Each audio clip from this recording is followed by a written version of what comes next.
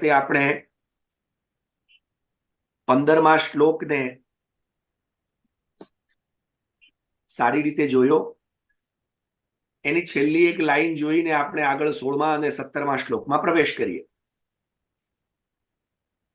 એમાં શ્રી હરિરાયજી આજ્ઞા કરે છે આપણે પુનઃ એક વખત શ્લોક વાંચી લઈએ એટલે અમારા ગુરુજીના અને અમારા બાપુજીના કથન પ્રમાણે સાંભળેલું સંભાળી જવું ને ખાધેલું વાગોળી જવું, પૂર્વાપર સંબંધ જોડાવવો જોઈએ. એ પૂર્વાપર સંબંધ નહીં જોડાય તો આપણી લિંક ન લાગે એમ.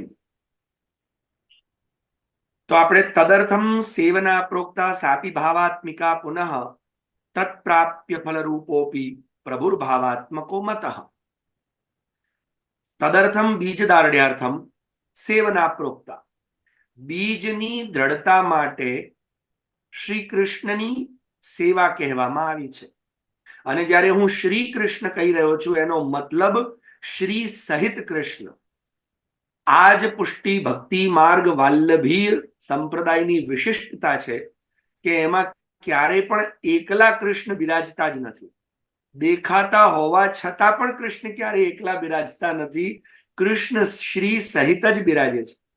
શ્રી કૃષ્ણના હૃદયમાં બિરાજમાન શ્રી રાધિકાજી હૃદયેશ્વરી જ્યાં સુધી એમના શ્રીઅંગને આલિંગિત થતા નથી ત્યાં સુધી રસ પ્રગટ થતા નથી.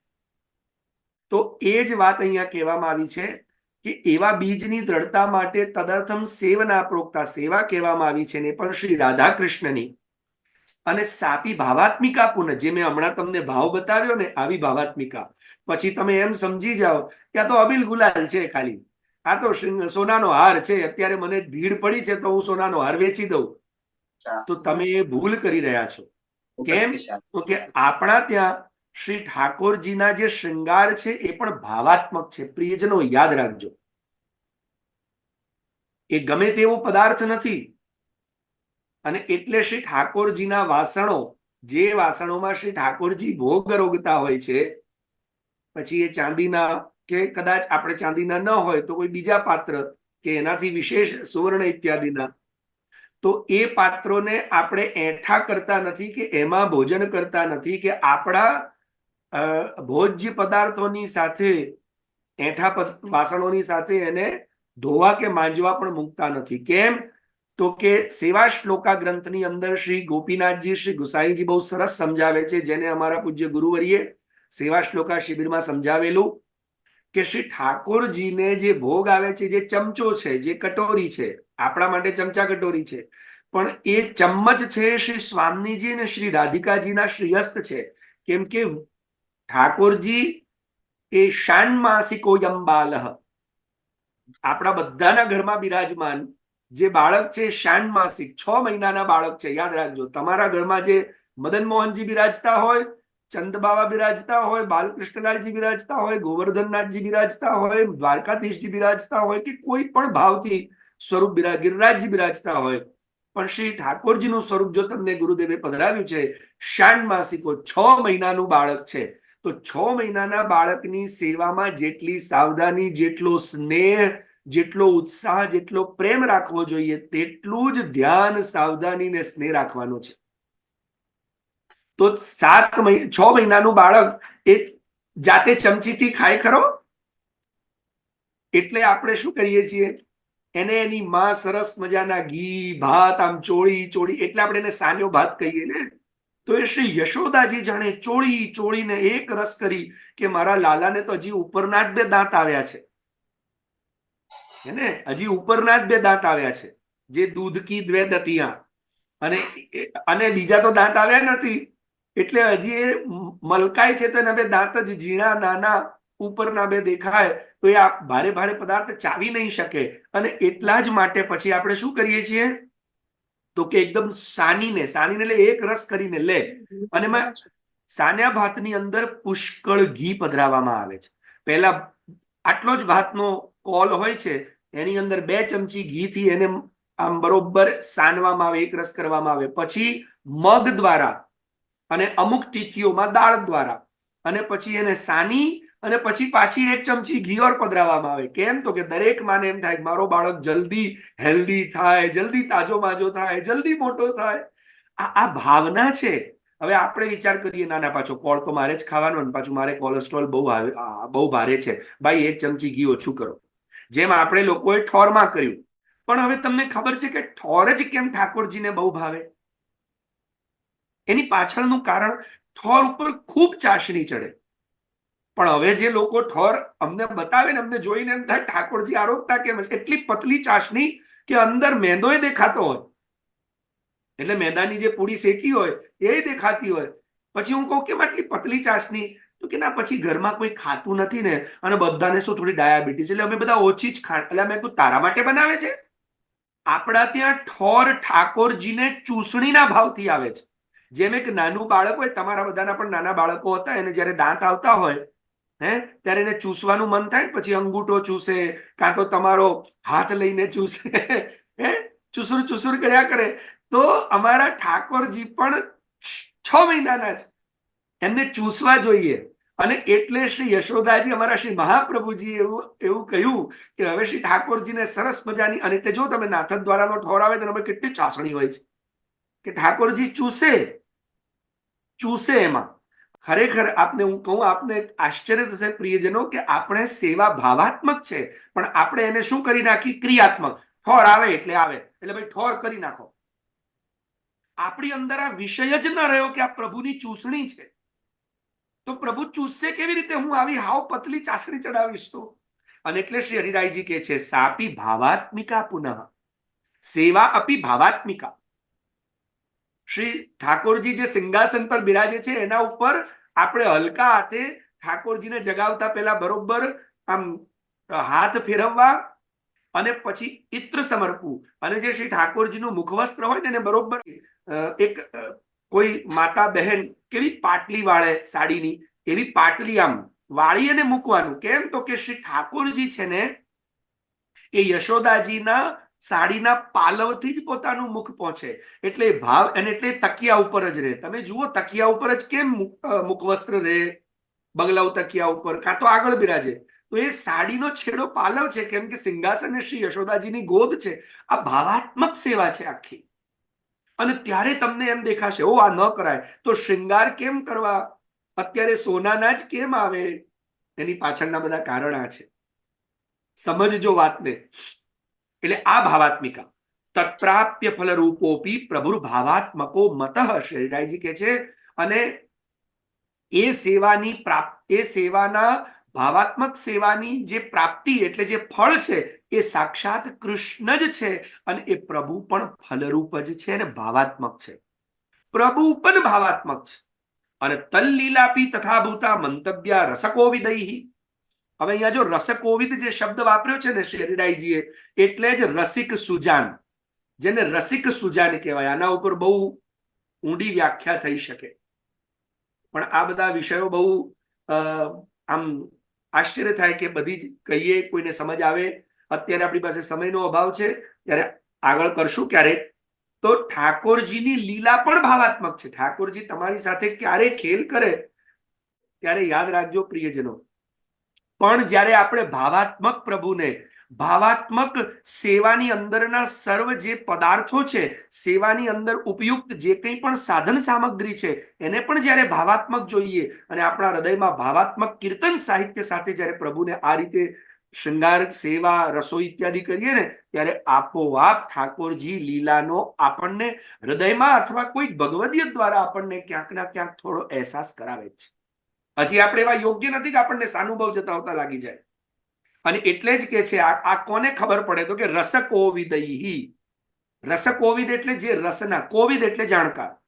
જે રસના જાણકારો છે, રસકોવિદો જાણે, એટલે રસિક સુજાન જે લોકો છે, એ જ લોકો પ્રભુની આ અંતરંગ લીલાને, આ ભાવાત્મક રસાત્મક લીલાને સમજી શકે છે. અને એટલે જ શ્રી આચાર્ય ચરણની નવરત્નમાં આજ્ઞા છે કે નિવેદનમ તો સ્મર્તવ્યમ સર્વથા તાદૃશય રસકોવિદૈહિ. સમજી લેજો, આ તાદૃશય શબ્દ જ રસકોવિદૈહિ માટે છે. અને એવા લોકોની પાસે બેસીને જ આપણે આ નિત્ય સ્મરણ કરવું કે શ્રી મહાપ્રભુ વલ્લભાચાર્ય ચરણે આપણો હાથ શ્રી ગોવર્ધન ધરણના હાથમાં સોંપ્યો, અને આપણા હાથથી તુલસીજી પધરાવીને આપણને શરણાગત કર્યા છે. અને આ એમની જ કૃપા છે. શ્રી મહાપ્રભુજી સાથે છે એટલે ઠાકોરજી સેવા સ્વીકારી રહ્યા છે. બાકી આપણા પોતાની એકલાની તો તાકાત નથી કે આપણે સેવા કરી શકીએ. આપણું સામર્થ્ય નથી આપણે સેવા કરી શકીએ. અને જો આવી તમે મનમાં ખાંડ ખાતા હો અને એવો ભાવ રાખતા હો કે હું સેવા કરું છું, તો યાદ રાખજો ઠાકોરજી દામોદરદાસ સંબરવાળાની થાળીને લાત મારી દીધી છે. તો આપણે તો કઈ વિસાતમાં છીએ પ્રિયજનો, કેમ કે સંબરવાળા તો નિર્ગુણ ભક્ત છે. શ્રી આચાર્યજીના 84 ભગવદીઓ એ તો નિર્ગુણ છે. અને આપણે તો હજી તો સગુણ કરતા ઓર ખબર નહીં કઈ કક્ષામાં હોઈશું, મને નથી ખબર, એ તો મારા પ્રભુને ગુરુ જાણે. તો પ્રિયજનો આપણે ખરેખર એ શ્રી મહાપ્રભુજી જ, અને એટલે આપણે જ્યારે મંદિરમાં પ્રવેશ કરીએ ને ત્યારે શ્રી મહાપ્રભુજીને હૃદયમાં ધારણ કરી, શ્રી મહાપ્રભુજીને દંડવત કરી અને પછી જ આપણે સેવામાં જવું. અને શ્રી મહાપ્રભુજીને જ વિનંતી કરવી કે હું તો આપને પહોંચાડીશ સેવા, મારા ઠાકોરજી સુધી આપે જ પહોંચાડવાની છે. કેમ કે હું પહોંચાડી શકું એવી મારી યોગ્યતા મને દેખાતી નથી ને મને અંદર આવાય દે. જેમ પેલું રામચરિત માનસ માટે રામજીના ભક્તો માટે એવું કહેવાય છે ને કે રામ દુઆરે તુમ રખવારે હોત ના આજ્ઞા બિનુ પૈસારે. તો હનુમાનજી જેવા દાસ શ્રી રામજીના દરવાજે ઉભા હોય ને જ્યાં સુધી હનુમાનજીની કૃપા ના થાય ત્યાં સુધી રામજીના દર્શન ના થાય. એવી જ રીતે આપણને પણ શ્રી મહાપ્રભુજીની કૃપા ના થાય ત્યાં સુધી ઠાકોરજીની સેવા કરવાની યોગ્યતા આપણામાં આવતી નથી પ્રિયજનો. અને હું શ્રી મહાપ્રભુજી જયારે કહી રહ્યો છું ત્યારે શ્રી મહાપ્રભુજીને જ જોજો. તો હવે આગળ 16મા શ્લોકમાં પ્રવેશ કરીએ છીએ. તસ્માદ યદેવ સ્વાચાર્ય ચરણૈક પ્રકાશિતમ ભાવાત્મકમ હિ વેત્તવ્યમ વિદ્વદ્ભીરિહ સર્વથા યથા મૂલમ તતો જાતમ કાર્યમ ચાપી તથા ભવેત. હવે અહીંયા બહુ મહત્વની વાત, જો હું હમણાં જે તમને આ વાત કહી ગયો ને એ જ વાત હવે શેરીરાયજી આપણને સમજાવે છે. શું કે છે કે તસ્માત તદેવ સ્વાચાર્ય ચરણૈ પ્રકાશિતમ. આપણા આચાર્ય ચરણો દ્વારા, આચાર્ય ચરણ એટલે જગતગુરુ ભગવાન મહાપ્રભુ શ્રી વલ્લભ. હું ક્યારે પણ શ્રી મહાપ્રભુજી માટે વલ્લભ વલ્લભ, ઘણા લોકોને એવી ખોટી આદત પડી ગઈ, અમારે વલ્લભ, અમારે, ઓ ભાઈ તારો દોસ્તાર નથી, તારો છોકરો નથી, તારા ઘરનો તારો નાનો બાળક નથી, એટલે આ રીતે તું એમને બોલાવે કે આવા શબ્દાવલીનો પ્રયોગ કરે એ પણ અપરાધ છે. ગુરુ ભાવથી જ્યારે સંબોધન કરો ત્યારે ભગવાન શ્રી વલ્લભ આ રીતે સંબોધન કરતા શીખો. કેમ કે ગુરુ અભેદ બુદ્ધિ, ગુરુમાં અને ભગવાનમાં અભેદ બુદ્ધિ હોવી જોઈએ. ભેદ બુદ્ધિ જ પહેલો અપરાધ છે. શ્રી પુરુષોત્તમજીના 32 અપરાધોમાંનો આ પહેલો અપરાધ. જે ગ્રંથ છે શ્રી પુરુષોત્તમજીએ 32 અપરાધ નામનો જે ગ્રંથ લખ્યો છે, જે ગ્રંથની અંદર પહેલા જ અપરાધનું નામ છે ગુરુ અભેદ બુદ્ધિ, એટલે ગુરુ ભેદ દર્શન એ અપરાધ છે. તો એટલા માટે જગતગુરુ મહાપ્રભુ ભગવાન શ્રી વલ્લભ એમના વચનોનું અનુષ્ઠાન, એમની આજ્ઞાનું પાલન 1 વર્ષ પર્યંત કરો તો કદાચ અજાણતા કરેલા પાપોનું નિવારણ થાય, પણ જાણીને કરશો તો. અને એટલે અહીંયા બહુ સરસ વાક્ય છે, તસ્માત તદેવ સ્વાચાર્ય ચરણૈક પ્રકાશિતમ ભાવાત્મકમ હિ વેત્તવ્યમ વિદ્વદ્ભીરિહ સર્વથા. અને એટલે આપણા આચાર્ય ચરણો ભગવાન શ્રી વલ્લભે તદેવ પ્રકાશિતમ, તસ્માત જાણીને, તેથી જ આ જે કંઈ પણ આપણને પ્રગટ કરીને બતાવ્યું છે, આ માર્ગ પ્રગટ કર્યો, આ ગ્રંથો પ્રગટ કર્યા, આ લીલા સામગ્રી પ્રગટ કરી, આ અષ્ટ સખાઓ પ્રગટ કર્યા, આ જે કંઈ પણ આપણને પ્રગટ કર્યું છે ને, તે જે પ્રકાશિત કર્યું છે, અને તે વિદ્વદ્ભી એટલે અહીંયા વિદ્વદ્ભીના 2 અર્થ થાય. ખાલી વિદ્વાન સામાન્ય અર્થ એવો થાય કે જે જ્ઞાની છે, પણ ભક્તિ માર્ગની અંદર, રસશાસ્ત્રની અંદર જે રસકોવિદ છે, અર્થાત જેને શ્રી ભગવાન મહાપ્રભુ ભગવાન શ્રી વલ્લભના વાણી યાદ રાખજો, અને એમના કહેલા ઉપદેશોનું જ્ઞાન છે, એમના કહેલા ઉપદેશોનું જ્ઞાન છે, અને રસ ભગવદ ગુરુ કૃપાથી હૃદયમાં ભરેલો છે, એવા વિદ્વાનોએ પણ એને ભાવરૂપ જાણ્યું છે. કેમ? તો કે મૂળ જેવું હોય વૃક્ષ એવું થાય. યથા મૂલમ તથો જાતમ કાર્યમ ચાપી તથા ભવેત. જેવું મૂળ હોય તેવું જ ઝાડ થાય. હે, હવે મૂળમાં જ તમે મૂળ જ બરો એટલે મૂળિયામાં જ તમને ખબર છે આપણા ત્યાં કાકડી અને દૂધી ખરી કરવાનો પ્રકાર છે ભક્તિ માર્ગની અંદર. તમે શ્રી ઠાકોરજીના માટે જ્યારે કાકડીનું કચુંબર બનાવતા હો અથવા તો કાકડીનું તમે રાયતું બનાવતા હો, કેળા ના મળે તમે કાકડીનું રાયતું બનાવો, અથવા દૂધીનું શાક બનાવતા હો, ત્યારે આપણે ત્યાં દૂધીને કાકડી ખરી કરવાનો રિવાજ છે કે ગલકાને તુરિયા પણ. તેનું કારણ ખબર છે તમને કે એને ખરા કેમ કરવા પડે? ખરા એટલે એનો ટેસ્ટ કરવાનો કે આ કડવા તો નથી, પણ પછી સીધી કાકડી આ મોઢામાં નાખી દેવાયો. એ ખરી કરવાનો પ્રકાર એવો છે કે એમાંથી એક આટલો નાનો ટુકડો લઈ આપણે આપણા મુખમાં એને ચાવવો, અને ચાવ્યા પછી લાગે કે કડવો છે તો થૂકી દો, ને મીઠો હોય તોય થૂકી દો, અને પછી હાથ વગેરે ધોઈ ખાસા કરીને પછી એ જો મીઠી હોય તો ઠાકોરજીને સમર્પિત કરો, અને કડવી હોય તો એનું બીજું કંઈક નિવારણ કરો. ક્લિયર થાય છે આપને? તો હવે દૂધી કે કાકડીને ખરી કરવી તો કડવી હોય છે. તો દૂધી કડવી ક્યારે થાય કોઈને ખબર છે? કોઈએ દૂધી વેલ પર થાય, પણ એ વેલનું મૂળિયું છે ને, દૂધી યાદ રાખજો, એનું મૂળિયું જે છે ને એ જમીનમાં હોય, પણ એ જમીનમાં જ્યારે દૂધીનું એ છોડ વાવવામાં આવે ત્યારે એ નીચે પથરાળ જમીન હોય, પથરા હોય તો હંમેશા દૂધી કે કાકડી કડવી જ થાય. પથરાળ જમીન ના જોઈએ. એટલે પહેલા જમીનની અંદરથી બધા પથરા કાઢી નાખવા પડે. એમ આપણી બુદ્ધિમાં એ પડેલા પથરા હોય ને હે, જડતાના પથરા. આજે જો કેવું ખેતી વિજ્ઞાન સાથે આપણા જીવનનું આધ્યાત્મ વિજ્ઞાન જોડાયેલું છે કે જો આપણી બુદ્ધિમાં એ પથરા પડ્યા હોય જડતાના, અજ્ઞાનના, અહંકારના, હે, તો પછી છે ને આપણને ઠાકોરજીની સેવા કડવી થઈ જાય છે આપણા માટે. પછી આપણને આ લીલા સામગ્રી છે ને એ ભાવાત્મક નહીં, ક્રિયાત્મક. એટલે હવે આપણી બુદ્ધિમાં જો ક્રિયા પડી હોય, હવે કરવું છે કરી નાખો, તો પછી તમારા માટે સેવા શું થશે? હવે શું કરવું? હવે આ સેવા મારા માથે પડી ગઈ છે, હવે બહુ થાકી જવાય છે.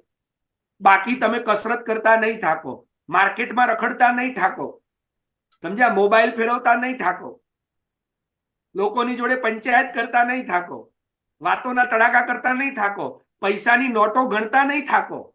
ખાલી થાકો શેમાં? તો કે ઠાકોરજીની સેવામાં. કેમ કે આપણા માટે સેવા એમાં મનમાં ક્રિયાનો પથરો પડેલો છે, એટલે એમાં જ આપણને કંટાળો આવે. બાકી કોઈમાં કંટાળો નથી આવતો, એમાં જ સમજ નથી પડતી. બાકી દુનિયાની બધી જ સમજ પડે છે. અને એટલે શ્રી હરિરાયજી આ સમજાવવા માંગે છું, વધારે એક્ઝામ્પલ નથી આપી રહ્યો. શ્રી હરિરાયજી શું કે છે? યથા મૂલમ તતો જાતમ કાર્યમ ચાપી તથા ભવેદ. જેવું મૂળિયું હોય તેવું જ ઝાડ થાય, એવી રીતે જેવું કાર્ય હોય તેવું જ એનું પરિણામ થાય. અને માટે પ્રથમથી જ જો આપણને સેવા કરતા પૂર્વ અથવા તો બ્રહ્મ સંબંધ લેતા પૂર્વ જો આપણને અત્યંત ભાવ હોય અને લીધા પછી તાદ્રશી ભગવદીઓ સંતો સદગુરુજનો જોડે બેસી ભાવ કેળવ્યો હોય, દુનિયાદારીમાં ને પંચાયતોમાં ને રખડપટ્ટીમાં ધ્યાન ના આપ્યું હોય, ને કોઈ સદગુરુના ચરણ સેવી અને ભાવ હૃદયમાં કેળવ્યો હોય, તો જ છેવટ સુધી ભાવ રહે, અને તો જ આપણી સેવા એ ભાવાત્મક બને. તો જ શ્રી ઠાકોરજીની સેવાથી જે આપણને લીલાની અનુભૂતિ થાય તે પણ ભાવાત્મક બને છે.